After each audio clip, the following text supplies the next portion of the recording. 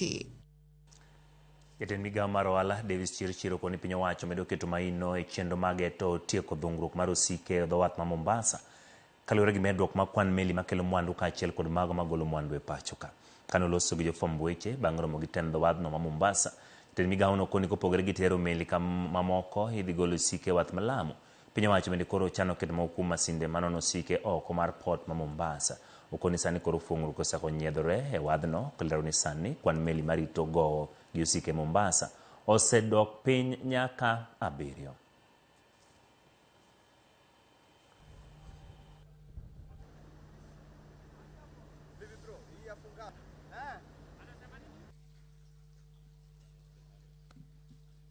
I've been fully briefed on the congestion.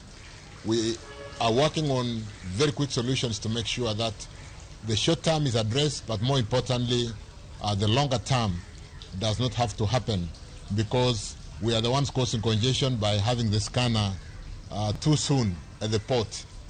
We probably need to create more space for scanning. It doesn't have to be inside the port because of the different agencies.